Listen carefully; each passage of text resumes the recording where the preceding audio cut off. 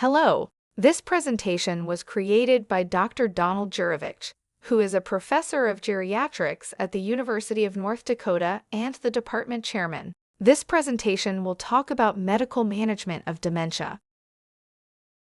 Today, we want to look at the three-prong approach to medically managing Alzheimer's disease and its related dementias. We'd like to review the appropriate medications for dealing with neuropsychiatric symptoms and Alzheimer's disease, and we want to know when to optimize and then to de-escalate medications during the course of the disease, and then finally to review non-pharmacologic interventions to reduce neuropsychiatric symptomatology. The three-pronged approach in dementia involves functional, neurologic, and behavioral problems. And as it turns out, the cognitive decline goes hand in hand with functional declines. So it's not known if one stabilizes function whether you also stabilize cognition or vice versa. But these are important concepts in terms of tracking the overall deterioration of a dementing illness.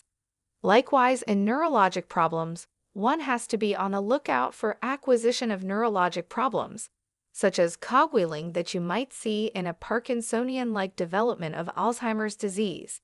And if you find that the cogwheeling is in both extension and flexion, also known as Gag-and-Halton, that there might be another condition rather than Alzheimer's, namely progressive supranuclear palsy. So again, some of these presentations of dementing illnesses present with asynchronous problems. The neurologic problems can occur sporadically at any point of the disease, as we'll see here shortly. For a moment, just think about some of the neurologic complications of dementia. List mentally one or two problems that you think occur. Let's take a look at what those complications might be at any point.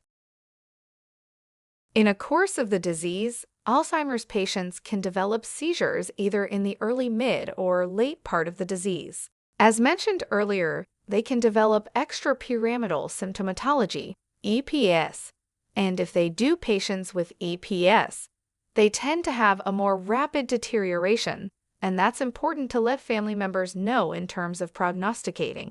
They will ask how many remaining years of life expectancy can we think about or plan for. The autonomic nervous system goes awry with Alzheimer's disease. Urinary incontinence increases by 1.5-fold. Almost 2/3 of patients with dementia have clinical dysautonomia. A large percent of them have orthostasis, where the systolic blood pressure drops considerably, and people with dementia will have urinary and bowel incontinence. As a reminder, obstitation or constipation are two side effects of autonomic dystrophy.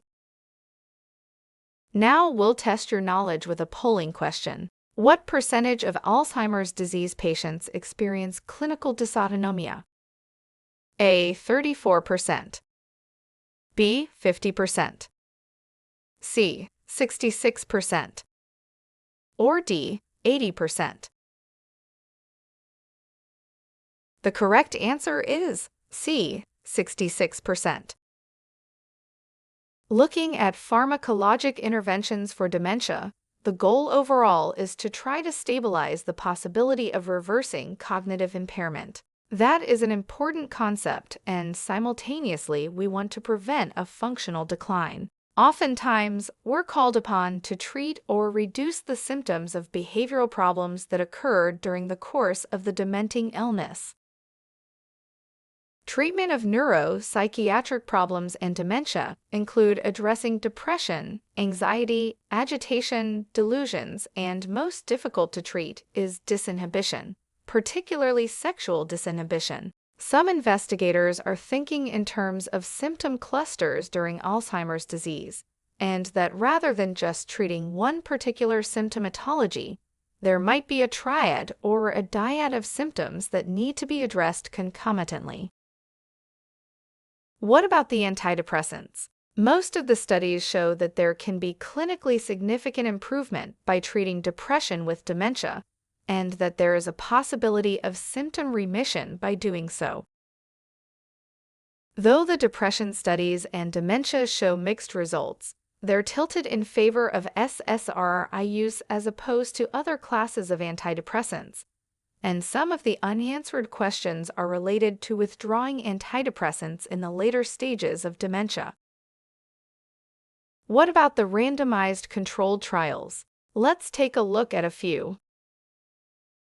The Health Technology Assessment Study is a randomized controlled trial that compared placebo with sertraline or mirtazapine. It turns out mirtazapine is a little bit more sedating than sertraline, and sertraline takes a long time to activate. That's an important consideration for the study because none of the doses for either of these medications were maximized.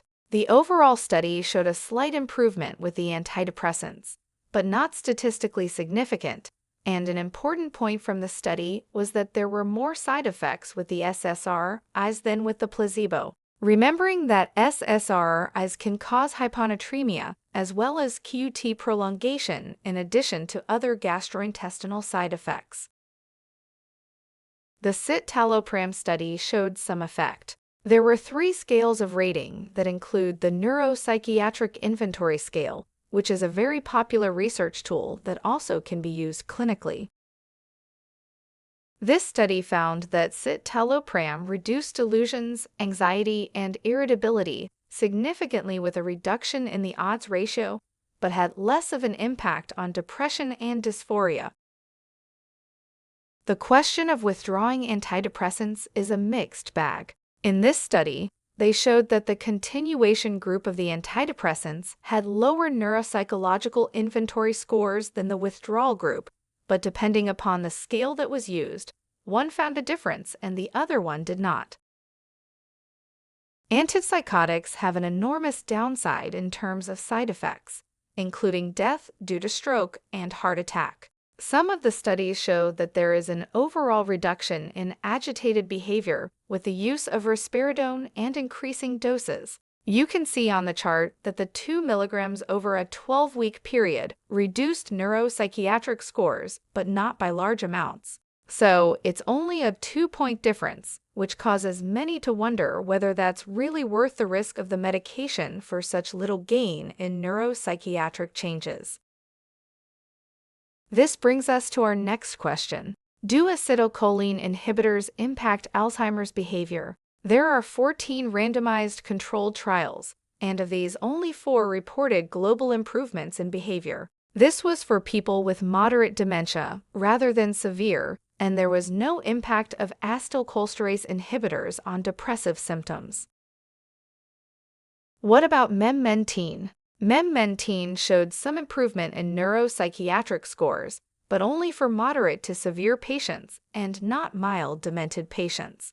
This might be a good medication to start in midstream of the dementing illness when neuropsychiatric symptoms are manifest.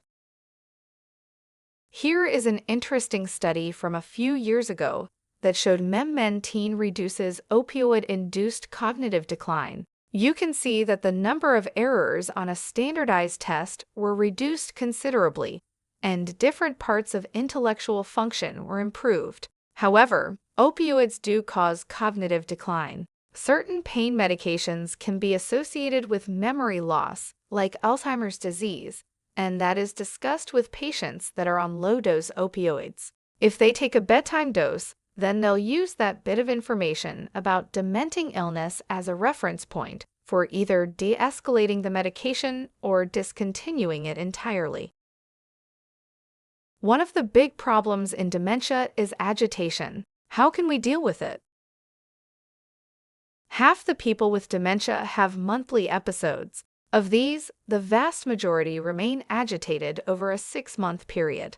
It has an ebb and flow manifestation to it, and it's always difficult to treat both in the short term as well as in the long term. There are 2 tools that are used to formally monitor agitation-like behaviors: the Cohen-Mansfield Agitation Inventory List and the NPI that we had mentioned earlier, which is the Neuropsychological Inventory. This is the Cohen-Mansfield Agitation Inventory. It lists the things that occur with agitation, such as biting, scratching, spitting, hitting, self-mutilation, and pacing. Always remember, The people that are walking aimlessly back and forth is a form of agitation. The nice thing about this scorecard is you can identify the intensity of the symptoms and see whether your intervention moves the needle to the left. This concludes part 1 of this presentation. Thank you.